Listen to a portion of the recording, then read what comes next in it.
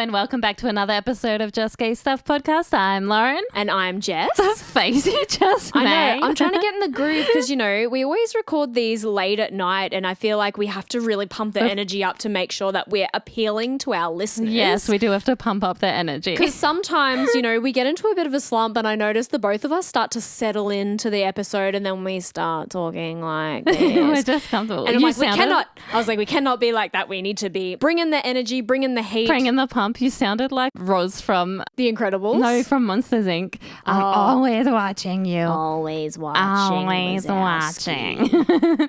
Anyways, that was a random side note. Those who have been following along the last few episodes would know that you recently joined a soccer team. I did. Which is very exciting. And I have exciting news for everybody. We played our first official game last week and we won 3-0. Had a really good time. You did. And I had a great time too. I got super into it. Lauren's on the sidelines being Yelling. like screaming. And then she goes, "Did you hear me?" And I was like, "No." My throat was so sore from yelling and your mum was like, "Well, stop yelling." I was like, "No, that's half the fun." And then I said to your best friend who is also on the team and I was like, if you told me 18 years ago that I would be sitting on the sidelines. You'd be this invested in soccer. You'd be like, yeah, right. But the lesbian hiding inside you knew that you would be invested in a women's soccer, some sort. Soccer team. Yep. just the whole team. No, I'm just kidding. But you're probably feeling a bit uncomfortable in this chair right now. I am, because you know what they don't tell you about stopping playing sport for 17 years and then picking it back up again is all the injuries you cop. I have the biggest bruise on my leg that literally looks like I got smashed with a cricket bat. It looks like I beat you up. And then I've done something to my back which stemmed from the game because I have weak muscles apparently. You know, when you don't use them for a long time, they start to deplete It's also on you. your age. Yeah, also when you're above 30, things start to go downhill without your knowledge. So currently in the pod room right now as we're recording, I have a TENS machine on and I also have a wheat bag for my back. And I have to tell this funny story before we get into our episode for today. I went to the bowling alley today and I know you're probably thinking, oh, she's got a sore back and she went bowling. What a dipshit. Yeah, your mum was like, why? It actually helped stretch my back out and I wasn't being silly about it. I was being careful.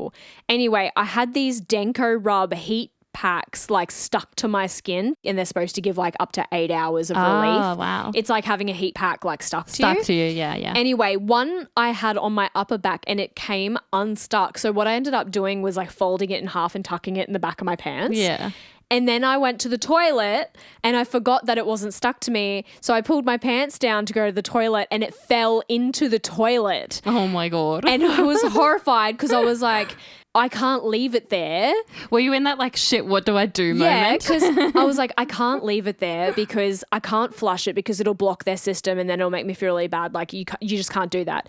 So I literally put my hand into a public toilet and picked it up and put it in the sanitary bin. Yeah. Because it was my fault it was in there in the first place and I wasn't going to run from my problem. No. So that was my oh my God moment for today. I put my hand in a public toilet and got out the thing I dropped in there that is not meant to be in the toilet. You did a public service by not leaving it in there and not leaving it for the poor workers to have to get out. Thank you, Lauren. Thank you for that because I feel like I could have easily run away from that situation. But, you know, it's all about facing your fears this year and being responsible. I'm sure about the people at the bowling alley were very appreciative to not have to they were too. My nightmare situation would be flush it and then it starts to overflow. Bubbling. And then you're like, we're leaving. There's a flood coming out of the women's bathroom and I'm like, oops, I did that. Run away. Yeah. But I didn't. I faced it and I scrubbed my hands thoroughly for 10 minutes with 10 litres of soap I love that you had to clarify that you scrubbed your hands thoroughly for our listeners. Yeah, well, I didn't want anyone to be like, oh, she's a grub. I mean, that was the first words I said to you. Anyways, we'll get to the episode after rambling on now. Definitely. So what have you got for us today, Lo? So I know that everyone really enjoyed and loved our influential gay couples episode. I know that I thoroughly enjoyed researching that one because we learned a lot. I thoroughly enjoyed listening. Yeah, we learned a lot about the history that it holds and different gay couples within history. But I wanted to say to you, and I'm sure our listeners have also experienced this as well, and with all the fun DT stuff stuff going on. Well, even in Australia recently, which I hate, and I feel so sick when I see certain ads. Heaps of we won't say it. I would love to say, but we won't say. But how many times have you heard someone say trans people didn't exist in my day? Oh yeah. Back in my day. Oh yeah. Well, we're about to put that myth to bed. Lauren's here to debunk the theory. You know, last week we were debunking stereotypes and now we're debunking thought processes. We're debunking the fact that it's usually elder people or people who have closed off information and lack of education to the fact that they've said trans people have never existed before. Well, they have. Yeah. And I'm here to tell you all about it. So awesome. We're going through exploring influential trans men and women who challenged societal norms, fought for their rights, and left a lasting impact on the world. Nice. So from the ancient cultures to modern day activism, trans people have always been a part of human history. Of course they have. Which we've all known. We all know that. Yeah. Before you go on, I find it funny, like, you know, we're obviously a queer podcast for queer people, but I feel like all this educational information we're giving is like for people who aren't in our community, you know, but I think that we offer that place so that perhaps some of our listeners who may have those people in their life can provide this resource can take to the them. Information and go, hey, did you know? Yeah, totally, exactly. totally. So, from ancient cultures to modern day activism, trans people have always been a part of human history, yet their stories were often hidden or erased. And today we're bringing them back to the light. Yay. So sit back, get comfortable, and let's embark on this journey together. You always tell me to sit back and get comfortable. Well, let me tell you, this week there is no comfort. Getting comfy. There is no comfort from my chair. Well, then to our listeners, sit back and get comfy. Whether you're on your drive, whether you're listening on Joy FM, just, sit back and relax and let us inform your ears. So I say us, but it's Lauren that's doing all the informing. Well, you're chiming in. I'm chiming in. Yeah. Just giving me 2 cents where it's worth. Let's start at the very beginning. Please. Long before medical transitions and legal recognition, many cultures have recognized gender diversity for centuries, even before the term transgender existed. Yeah.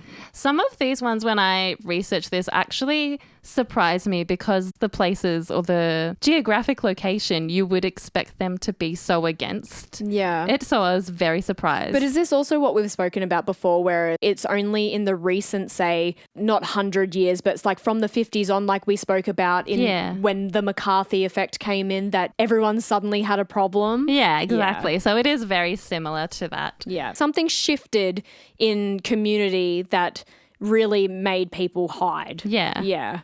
Excuse me, and I apologize if I don't say these terms correctly. Hiras of South Asia. The Hira community has been a recognized part of South Asian society for over 4,000 years, with historical references in Hindu epics like the Ramayana and Mahabharata. I don't know how to say it. No, you did good.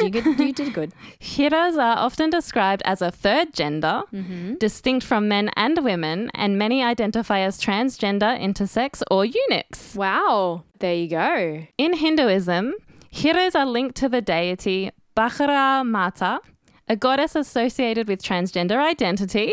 They are also connected to... Yeah, good luck with that word. Adahanara Shavara.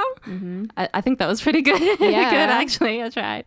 A composite deity representing both Shiva and Parvati, symbolizing gender fluidity. So essentially, they're taking the male and the female and going, it's like together, making a third gender, and that's the symbol of both. And deities are gods, so, you know. It's like this celebration of people. Celebration, yeah. In Islamic traditions, which is different to Hindu, Hiras in South Asia have also held roles in royal courts, particularly during the Mughal era, where they served as advisors, administrators, and guardians of the harems. Hiras are believed to have special spiritual powers, particularly in bestowing fertility and prosperity. It's common for them to attend weddings and birth ceremonies, offering blessings in exchange for gifts or money. Wow. Refusing a Hira's blessing or disrespecting them is often considered bad luck, further cementing their role in these rites. I wish we would take on that in our everyday life now. Yeah. Because it'll bring you bad luck. Exactly. Being a disrespectful person, karma's going to get you. Yeah, karma will get you.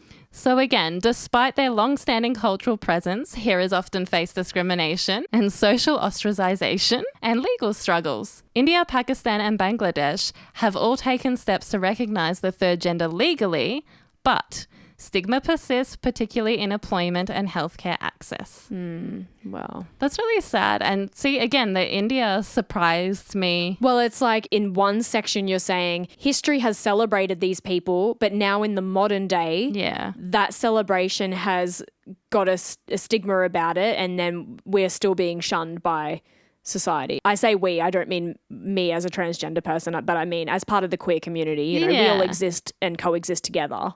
Exactly. And like what you said before, it was like we were all celebrated at a time and then something happened within history and Yeah. suddenly it was ostracized. I've spoken a bit about this before because I have a friend who is North American Indigenous, and I did realize when we had off the pod spoken about transgender people how the North Americans have the term two-spirit. I've heard of two-spirit before.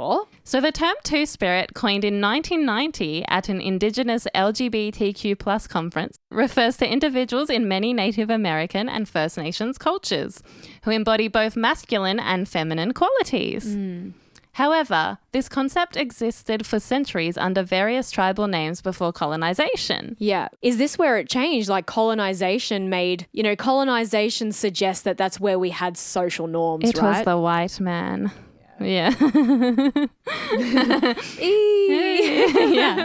Yeah. So the two-spirit individuals often held sacred or ceremonial roles, serving as healers, matchmakers, storytellers, and spiritual leaders. Unlike Western gender binaries, many Indigenous cultures saw gender as fluid and adaptable.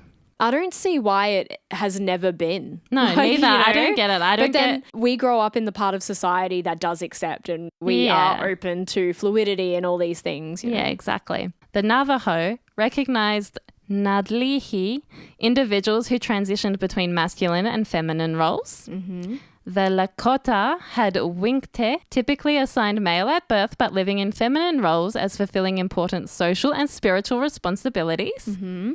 The Ojibwe. The Ojibwe. I've heard of that one. Have you? Yeah. The Ojibwe use the term Nizmeneduag. two-spirit to describe people who embodied both male and female spirits. Mm-hmm. And here we go. Impact of the colonization. Yeah, here we go. European colonization forced strict gender roles upon Indigenous societies, often erasing or criminalizing two-spirit identities. Yeah, wow. So it was like the introduction of colonization. Yeah, which is crazy. Like it was like stemmed that far back. But of course it was, because we as people haven't changed. No. What's changed is society and what's accepted by society. Yeah. That's what's changed. And ideology that's been thrust upon us is what's changed. Literally. You know? And of course, Christian missionaries viewed two-spirit individuals as sinful or unnatural, leading to suppression and violence. Today, many Indigenous communities are reclaiming two-spirit identities, celebrating them through gatherings like Two-Spirit Powwow. That's awesome. I want to go. Just speaking of that for a second and bringing Christianity into it, and obviously not every Christian is against the LGBTQIA plus community, of course. But I did see this really funny TikTok today, and this lady was like, if homosexuality is a sin and Jesus died for our sins, Oh, I know exactly what you're about to say. then he died for the gays, and it would be a waste if we just weren't gay for his sacrifice. Literally. This one I found really interesting, and especially for all those people who constantly said trans people never existed in my day. Mm-hmm. Well, Elagabalus, I don't know how you say his name, Roman Empire in 204 to 222 AD. Yeah, that's a long time ago, So, everyone. way back when, also known as Heliogabalus, was a Roman emperor who ruled from 218 to 222 AD and is one of the earliest recorded figures in history to openly challenge traditional gender norms. Elagabalus requested to be addressed as a lady rather than a lord, even though he was an emperor. wore women's clothing and makeup in public, referred to themselves using feminine pronouns in some records, pronouns way back in the 200s. Yeah, I know, right? Wow. Apparently that only came into effect in the last 10 years. Few years, yeah. Not even 10 years, last 5 years. Yeah. Some accounts suggest that Elagabalus even offered vast rewards to any physician who could perform gender-affirming surgery, though the historical accuracy of this claim is debated. Elagabalus was a priest of the sun god Elagabal, whose cult was centered around gender fluidity and androgyny. So makes sense. The David Bowie of his time. Literally, the 200s. They introduced new religious customs that blended Syrian and Roman traditions, which made them more controversial among the Roman elite. Makes sense. The Roman Senate and military leaders viewed Elagabalus as a threat due to their unconventional rule, leading to their assassination at just 18 years old. Wow, so young. Yeah, wow. Again, I think it's that forward thinking of this young person at 18. Imagine if that person ruled and all these people weren't criminalized all these people were just allowed to be themselves. Yeah. How different the world would be. Over time, Elagabalus' story has been twisted by historians, with some accounts portraying them as a decadent and unstable ruler. However, modern scholars and LGBTQIA+ historians have re-examined their reign, viewing Elagabalus as a possible transgender or gender non-conforming figure in history. Look, I think whichever way you look at it, if you're challenging that colonization, I suppose, if you're challenging that and you are experimenting with other pronouns and this is 200 AD. Literally. That is a long time ago. It's not a new thing. No. And I think as well it goes to show how far we haven't come from 200 AD to 2025. I just find it like what we've spoken about a bit before. A society, as you said, can be so influenced. It's the same thing as hate is taught. Yeah. Like kids don't see skin colours. Kids don't see this. It's only once they're influenced, for lack of a better word. And the difference is if kids do see it, they don't see it as a problem. No. They just notice it. Yeah. Kids are sponges. Of course they're going to pick that stuff up. As we move into the 19th and 20th centuries... Big jump there. Yeah, big jump. Well, look, I didn't really get to say this in the beginning, but if I was having to cover all the trans people throughout history, I'd be here forever. That's a whole different podcast. That's a whole different podcast, whole different episodes. So I've just jumped here and there from a bit of different history. You're doing a brief backgrounds. overview. Yeah, a brief overview. So as we move into the 19th and 20th centuries, trans people began to gain more visibility, sometimes in underground communities, other times in the public eye. Today we're diving into the lives of some of the first trans individuals who made history. I'm going to start with Jenny June, a pioneer in trans autobiography and identity. I've never heard of Jenny June. I hadn't either until I started doing research, but I was like, oh, this is really interesting. Wow. So Jenny June, born in the mid-1800s, was one of the first known trans women in the United States to document her life in writing. Wow, that's cool. That is cool. Living in a time when gender diversity was not widely understood, Jenny's stories provides an invaluable glimpse into the realities of being trans in the 19th and early 20th centuries. Obviously, this is in Western culture now where colonization we're in the has US happened. We're back to that, it's taboo. Yeah. Yeah. This was really cool, what she named her autobiography. So her autobiography, the autobiography of an androgyny. And I'm like, is that where the term androgynous comes from? Well, I think that term was probably around. Yeah. Stands as one of the earliest personal narratives about gender variance, offering an intimate look at her experiences, struggles, and survival tactics in a society that largely refused to recognize her. Wow. I wonder what it covered. Yeah. I'll have to find it if it's online or somewhere to read it. I'm sure it is. It'd be in like a history section for sure. Somewhere. Jenny lived in New York City, where she was part of an underground queer and trans community because, unfortunately, all the fun queer stuff was underground. Yeah. She was a member of the Circle Hermaphroditos, an early organisation formed in the late 19th century to provide support for people who identified outside the gender binary. Look at that. It was the 19th Late century, 19th. 1800s. Yeah, wow. So they had support groups for people back then. That's Support so good. groups in the 1800s. Look at us go. I'm still feeling like we haven't come far enough. We haven't. This secret society was one of the first known groups in the US dedicated to what we now call transgender and non-binary individuals. Wow, that's so cool. This is what I love about doing these episodes, like when you find out that cool information and you're like, oh. I think the best part about that is when you do hear from people outside of the queer community trying to pull us down, you go, well, actually. Here's my information. Yeah. New York, like many urban centres at the time, had hidden pockets of queer culture, particularly in nightlife and entertainment. Yeah, well, that's where we were all banished to. Yeah. Despite the harsh legal and social consequences of gender nonconformity, individuals like Jenny June found ways to form communities, often in margins of society. Yeah. Well, that's where community starts, right? Because in the margins, people are looking for other people like them who are outcast or not accepted. So, you know, that's where community starts in those groups. Exactly. So Jenny June's autobiography was groundbreaking for several reasons. Okay. So first of all, it was a personal testimony in a hostile era. Mm-hmm. At a time when medical and legal authorities viewed gender variance as either criminal or pathological. Of course. Jenny's decision to share her story was incredibly brave. Her writing gives us first-hand account of the emotional, social and economic struggles she faced as a trans woman. In her autobiography, Jenny describes gender in ways that challenge rigid binaries. She refers to herself as androgyny, a term used to describe people with gender expressions that did not fit traditional male or female categories. I think it's androgyne. Is it? Yeah. Androgyne? She's an androgen. Oh, okay. Yeah. I don't know. Today, her experiences might align with how some people identify as non-binary. Mm-hmm. The third topic within her autobiography, exploring love, desire and relationships. It would be challenging, I think. Yeah. Yeah. So Jenny openly discusses her relationships and attractions, particularly her love for men. She describes romantic and sexual experiences in ways that were radical for her time, pushing back against the prevailing belief that gender and sexuality were strictly tied to reproductive roles. That's so true. So many people in the faith world say how, like, it's man and woman because that's the reproduction of new life and that's how new life is created. But it's like, you know, we're so overpopulated. Do we really need new life? No. I'm sure there's some wiggle room. Yeah.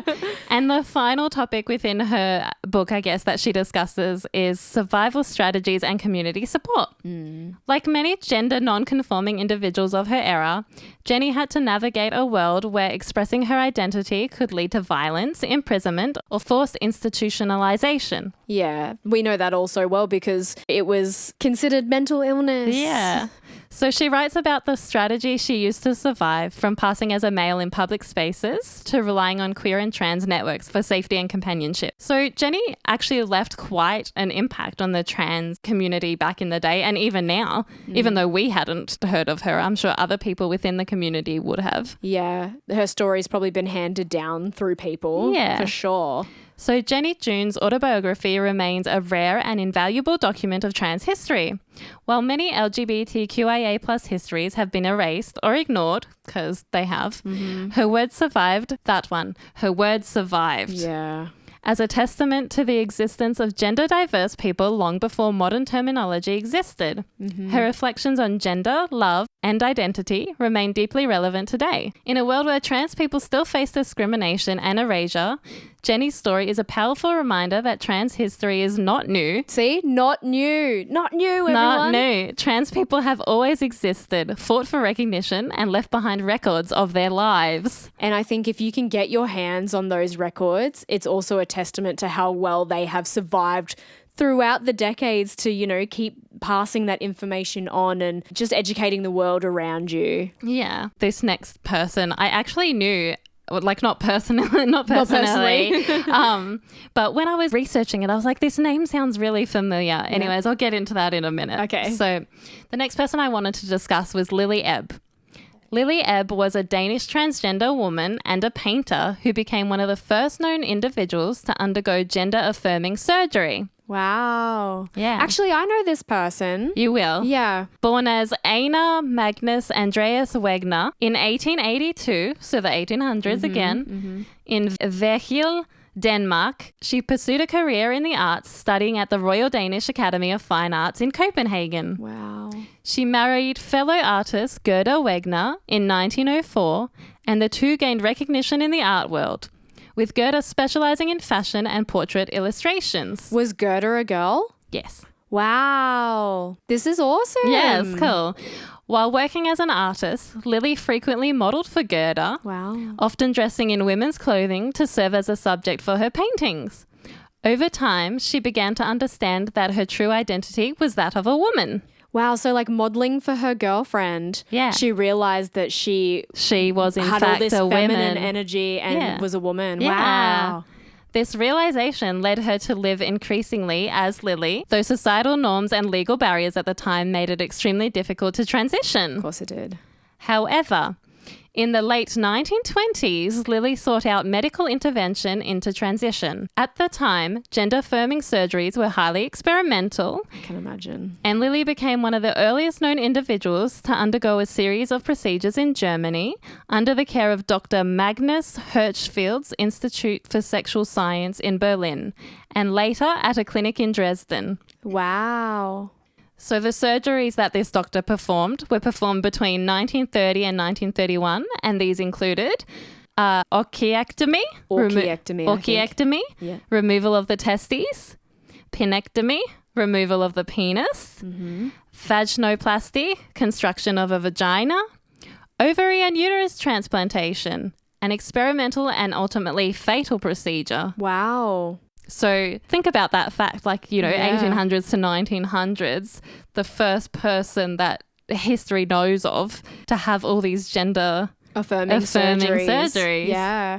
And I'm sure it's in the name itself, right? It was an institute for sexual science. So these were probably surgeries that had never been performed on an actual human before. Yeah. And this person was willing to go through essentially what could have been fatal procedures just to live as themselves. Yeah. Because ultimately, if you're not living as yourself, You're not living. well, that's fatal anyway, isn't Yeah. it? And so many of our trans friends have said, you know, when we talk about gender affirming care, it really is a case of life or death. Because imagine waking up every day and hating what you see. Yeah. That would just be that it would kill you. Yeah. It absolutely would kill you. Unfortunately, since reproductive organ transplants were not viable at the time, Lily suffered severe complications following her final surgery, and she died in September 1931, likely from organ rejection or infection. Oh man, that's sad. So she literally just got to be herself in that last year, and then she died.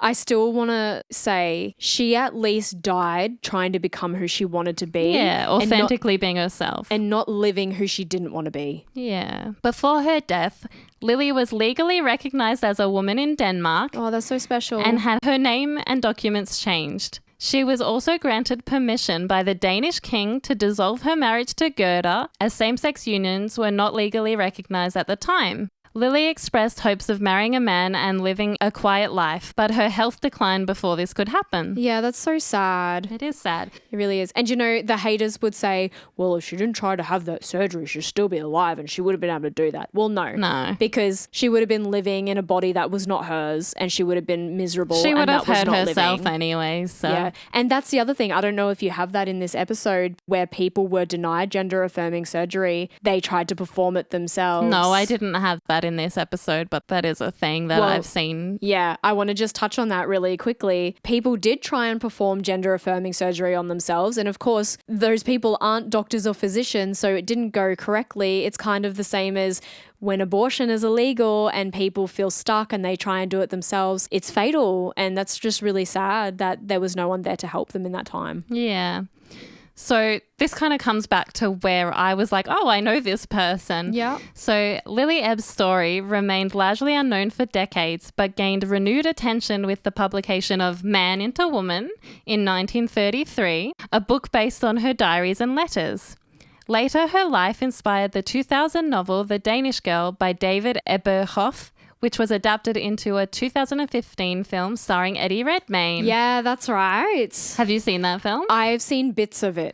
I've seen like YouTube shorts. I haven't actually watched the film, but we need to watch all these queer films. That's how I knew, because I had seen the film. Wow. And whilst the film brought greater awareness to Lily's life, it faced criticism from trans activists for historical inaccuracies and for casting a cisgender man in the role instead of a transgender actress. Yeah, and look, I can understand that, and I would like to think if we were to do that movie over, then we would be casting the correct people. Yeah, and later on, Eddie Redmayne did apologise, and I think that he even felt himself that he wasn't right for the role either. I think we have to also ask ourselves, though, in the times that some of these movies were put forward, how many trans actresses and actors did you know?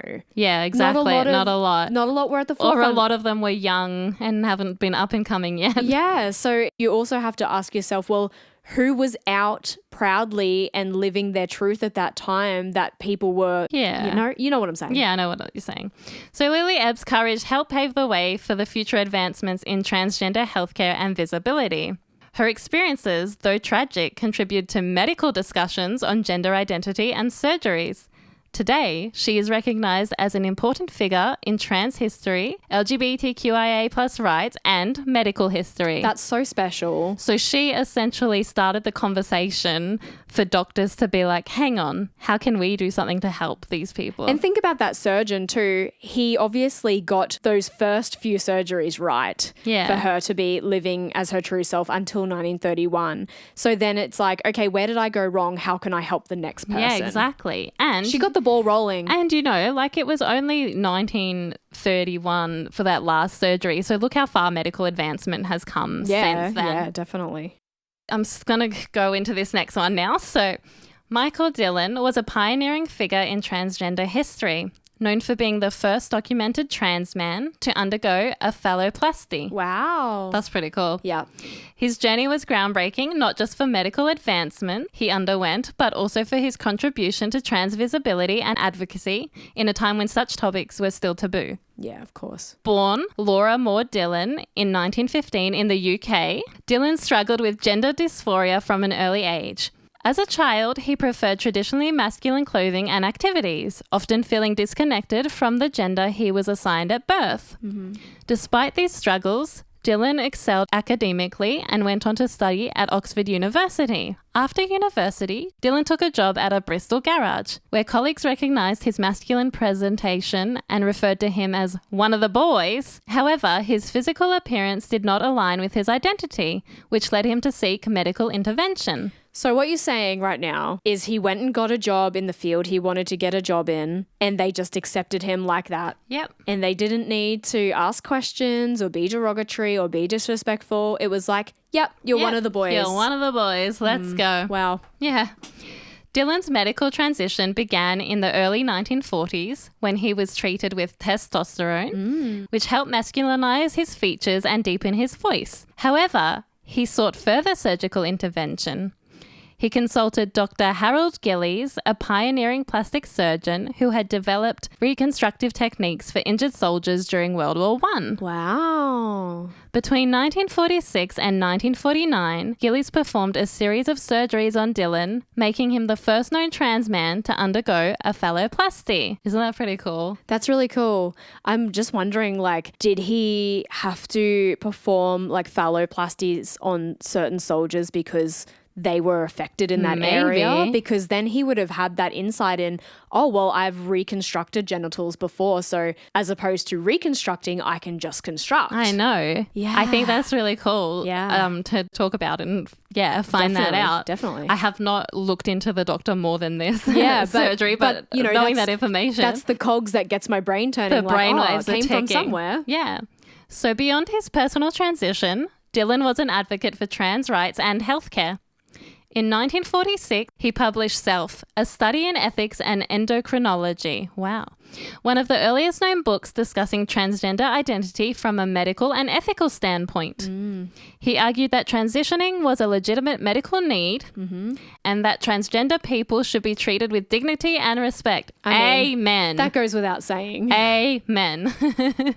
Dylan later pursued a career in medicine, studying at Trinity College Dublin, and eventually becoming a ship's doctor. Wow. However, his trans identity was exposed by the British press in the 1950s. Oh, there it is. Yep. The 1950s. Yep. Where everything started to change. Leading to immense public scrutiny. Feeling unable to continue his career in medicine, he withdrew from public life and travelled to India, where he studied Buddhism and ultimately became a Buddhist monk. My first thing is like, why does it matter to anybody else? He's working as a doctor helping people. Literally. Like, what are you all doing? Just ostracizing him? Although I feel like India probably was a great choice, and even though we became a monk and a recluse when we just spoke about at the very beginning of this episode all like the Indian deities. I know, but then colonization has happened since then, so it's not accepted in this current climate. So Michael Dillon's life was one of both groundbreaking achievement and profound personal struggle. I can imagine. His pioneering transition paved the way for future advancements in trans healthcare, and his writings remain an early and important exploration of trans identity. All right, we're going to jump a bit forward now. Yeah, about 20 years. About 20 years. So this is a time of activism and visibility from about the 1960s to the 2000s. The latter half of the 20th century was transformative era for trans activism. During these decades, trans individuals not only began to claim public space and demand equal rights, but they also reshaped cultural conversations around gender and identity. This period saw a confluence of influential political and social movements, with personal narratives challenging long-held societal norms. Central to this period were trailblazing figures like Marsha P. Johnson. And if people haven't heard of Marsha P. Johnson, don't worry, you will very shortly. And Sylvia Rivera, whose lives and works ignited lasting change. Yeah. During the 1960s and beyond, broader social movements, including the civil rights movement, feminist movements, and anti-war protests, provided fertile ground for demands for equality. That's the thing as well, right? It wasn't just our queer community. We're still talking about... it was like women's rights. Black people's rights. Yeah, we're still struggling with these things, and they might not be in an as big of a way, but it's still there. We're still trying to climb that ladder slowly. Literally. You know? So, however, the specific struggles of trans and gender non-conforming people were often sidelined by mainstream discourse. Activists like Johnson and Rivera emerged from these intersecting landscapes of struggle and liberation, harnessing the energy of the times to demand visibility and rights for the most marginalized. Right, so as I said before, who is Marsha P. Johnson? She led the Stonewall riots. She did. So we love her. Marsha P. Johnson was not only a drag performer, but also a radiant symbol of defiance and joy within New York City's queer community. Go, Marsha. Her bold presence and unapologetic expression of her gender identity disrupted entrenched societal norms. As a performer, Marsha brought flamboyance, creativity, and authenticity to every appearance, challenging traditional gender binaries and offering a counter-narrative to conventional expectations. Beyond the stage, her activism was driven by compassion and a desire to create a more inclusive society. Well, yeah, she wanted to feel included. Yeah. I think the thing is, she not only was a trans woman and a drag performer, she was also a person of colour. Yeah, that's true. That's true. So she was heavily marginalised. Margin within the margin within the margin. So, you know. Yeah. Marsha's willingness to be seen and heard in a hostile environment made her a beacon of hope for many who had been marginalised, inspiring countless individuals to embrace their true selves without the fear of persecution. But you can see why they had so much fear of persecution. Like, the Stonewall riots was all about standing up to the police brutality. Literally. So, as you mentioned, the Stonewall riots. We're going to talk about them. In 1969, Marsha was an active participant during the Stonewall riots, a pivotal moment in the LGBTQIA plus history. If anyone looks up Stonewall riots, you will see that she's front and center of it. Yep. Like, that's her photo. We're here, we're queer. At a time when police harassment and brutality were rampant, the riots represented a spontaneous outburst against systemic oppression. Marsha's presence on the front lines were emblematic of her courage and her refusal to accept injustice. Her participation not only highlighted the resistance against state-sanctioned discrimination, but also played a critical role in galvanizing the modern LGBTQIA+ rights movement. The energy and solidarity that emerged from the riots would eventually fuel decades of activism, with Marsha's legacy serving as a reminder that personal defiance can spark widespread social change. And that she did. Yeah. Talk about inspire a whole community. Literally. And like we still talk about her today. We're talking about her right now. So, on RuPaul's Drag Race, they've spoken about her. It's always come up within the community. It's people that are beacons for change that do change so much for everybody. Yeah. It's not just like she changed her life for herself. Yeah. So Marsha's commitment extended far beyond public demonstrations. Recognizing the deep-seated vulnerabilities within the queer and trans communities, she dedicated herself to building support networks and safe spaces where individuals could find solace and solidarity. Mm-hmm. Her involvement with grassroots organizations, including co-founding initiatives like the Street Transvestite Action Revolutionaries, STAR. I've heard of STAR. Alongside Sylvia Riviera, ensured that those most affected by systemic neglect had access to community resources and mutual aid. Mm-hmm. Through her community work, Marsha provided not just immediate emotional support, but also practical assistance, such as help with housing, food, and health services, empowering individuals to navigate a society that often left them behind. And that's also the other section that we don't talk about, like there was police brutality, there was no acceptance from communities and things like that. But we don't talk about how those people then often faced homelessness and no rejection. job. Yeah, exactly. So, she was more than just the Stonewall riots, founder of change. Well, it was more than just queer representation. It was, let's house these people, let's feed these people that have all been rejected by society. Yeah, so a hero in her own right. Absolutely. As I just mentioned before, I was talking about Sylvia Rivera, who also helped found these communities with Marsha. The Star Foundation. Yes, and the Star Foundation, yeah. So who is Sylvia Rivera? Sylvia Rivera's activism was defined by her relentless pursuit of justice for trans individuals, especially those from marginalized communities. Yeah, so those from African American descent and stuff. So Riviera understood early on that the fight for equality was multifaceted. She recognized that the challenges faced by trans people were deeply intertwined with those encountered by people of color, the poor, and other marginalized groups. What did we just say? Yep. Her commitment was rooted in the belief that true liberation was only possible if every member of the community was supported. Well, there you go. There's equality. And we talk about equality being like the same rights for everybody, but equity is also important, which is where if somebody needs more than you, they get what they need to be on the same level as you. I know. Have you seen that meme where it's like, you know exactly what I'm talking about?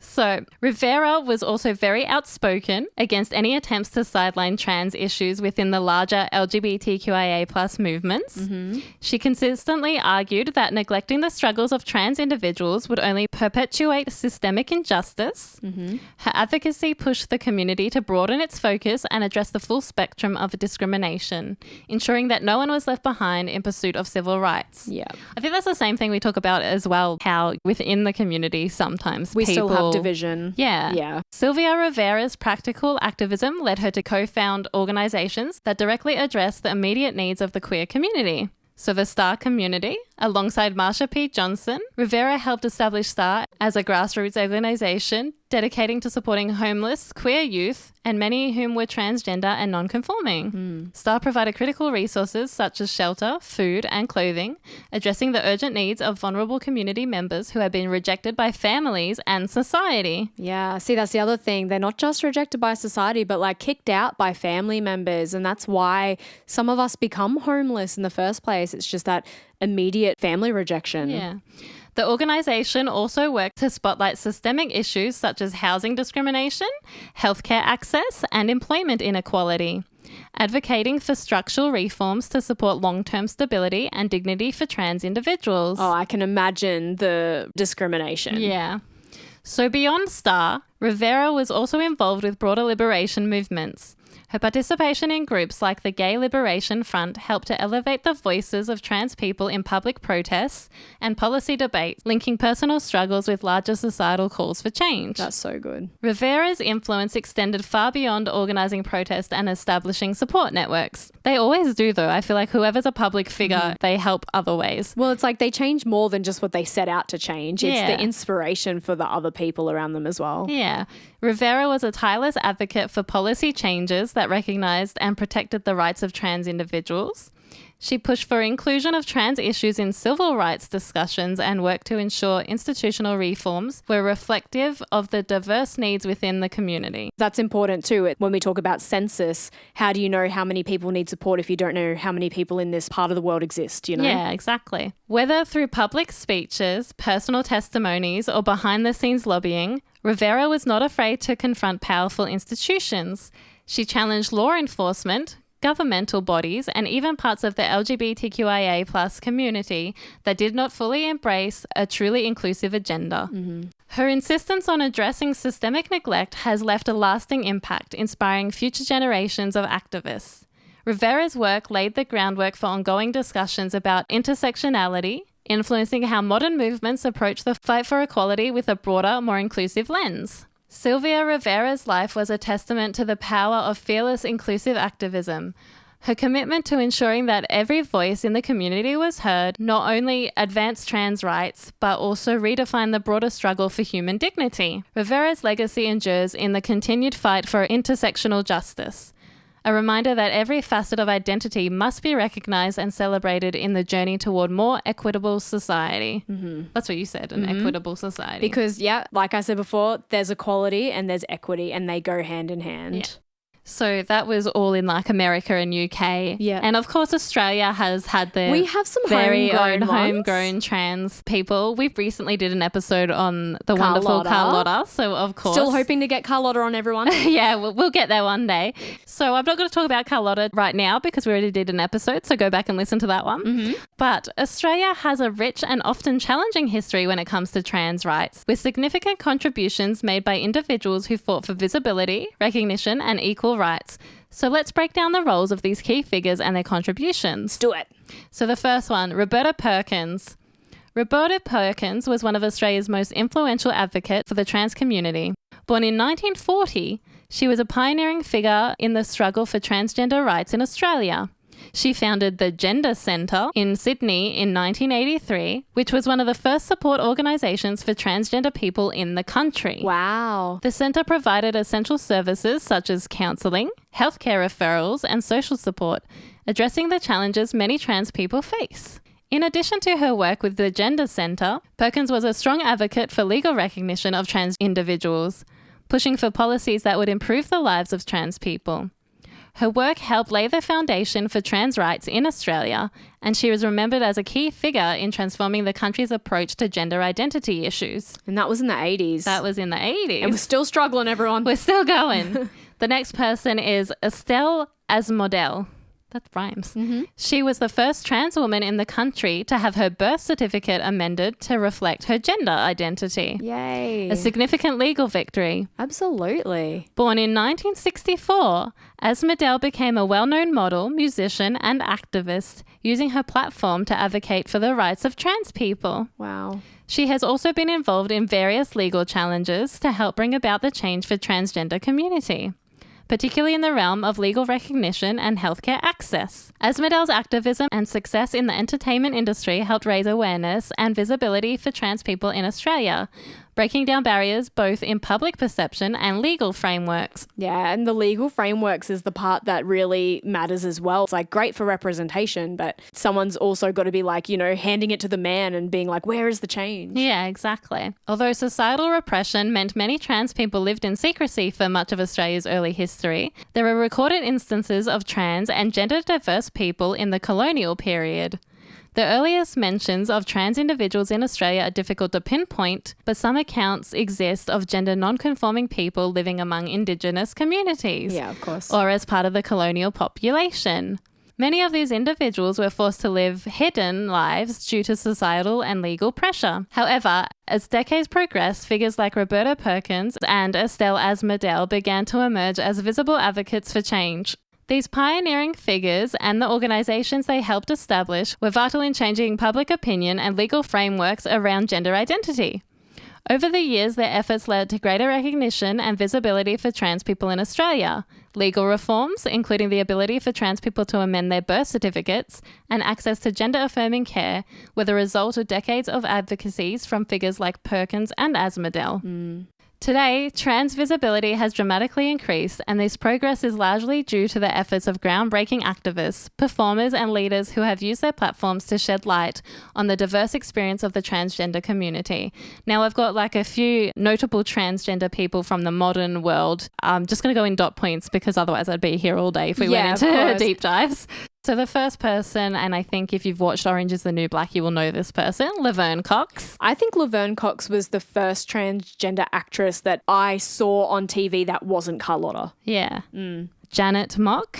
So for those of you who don't know, Janet Mock is a writer, producer, and director best known for her work on Pose, a groundbreaking television series centered around the lives of Black and Latinx transgender individuals in New York's ballroom culture. Yeah, wow. I've never heard of Pose and I've never heard of Janet Mock. I've never heard of Janet Mock, but I have heard of Pose because I've seen it. I think Prime or one of them has the thing. Yeah. Yep. Elliot Page. Everybody would know Elliot Page is an award-winning actor whose career has included prominent roles in films like Juno and the X-Men franchise, as well as recently Umbrella Academy. I was going to say Underbelly, I wanted but that's to wrong. say yes to Umbrella Academy because they actually wrote Elliot Page's transition into the show, which is incredible. Well, it's also so affirming for that person that, you know, these things can be done. Thomas Beattie made headlines in 2008 when he became widely known as the pregnant man after he conceived and carried 3 children as a transgender man. Wow, yeah, I've heard of Thomas Beattie. Actually, I was unsure. But I hadn't, I was unsure too until I read the pregnant man, and then all like those visuals come into your head and you're like, okay. His story was significant not only for challenging traditional narratives about masculinity and pregnancy, but also for expanding the definition of what it means to be a family. Yeah, that is the definition of challenging societal norms right there. Yeah. So the next one is a very lovable character, the wonderful Jinx Monsoon. You love Jinx. I do love Jinx because she was so underrated on RuPaul's Drag Race, and then she won RuPaul's Drag Race All Stars. She was the underdog. And also, look at how successful Jinx has become. Now she's in Chicago. Literally. And all over the world. The next one, and probably I think people's most recognizable trans actress at the moment for modern times, the wonderful Hunter Schafer. From Euphoria. And has contributed to activism for trans youth. Yep. MJ Rodriguez, star of Pose. Oh. And she was the first trans woman to win a Golden Globe. That's really cool. That is cool.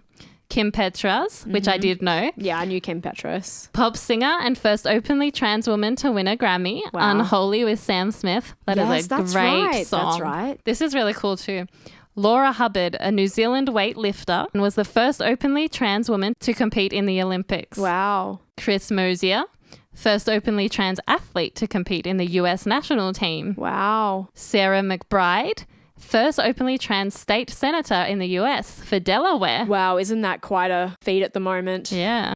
And last but not least, because I would be here forever, Georgina Bayer, world's first openly trans member of parliament in New Zealand. Wow, that's so good. It's cool to see and cool to have done this history. So these individuals have played crucial roles in elevating the voices of trans people, each contributing to breaking down barriers in their respective fields and beyond. Their stories challenge traditional gender norms, provide representation, and encourage conversations about gender identity that are more inclusive and nuanced. Their activism and leadership have made today's trans visibility possible, and their ongoing work continues to shape the future of the transgender community's visibility and rights. Yes. All of these people are so important. And can I just mention, all of the trans people in your life and in our life are important representation and voices for the next generation of anybody who wants to just be themselves and be accepted. Yeah, exactly right. So we've covered so much today. We have. You did really well. We've covered a lot, from ancient trans histories to modern day pioneers. Their courage, resilience, and advocacy have paved the way for the progress we see today. But the fight for equality is far from over, as Yes, we've it said is. so many times in this episode. But if you guys found this episode insightful, share it with someone who might want to learn some more.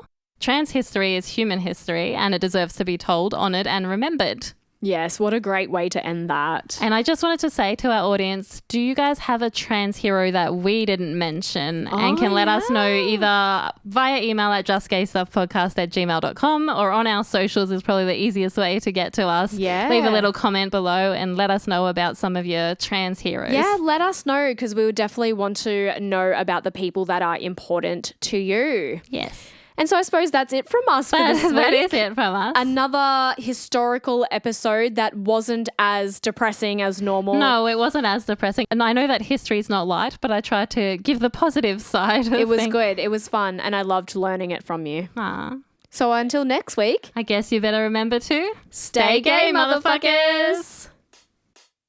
I'm talking about, you're talking about, we're talking about just gay stuff. Thanks for joining us on another episode of Just Gay Stuff. Make sure to follow us at Just Gay Stuff Podcast on all your socials and write to us with your stories at justgaystuffpodcast@gmail.com.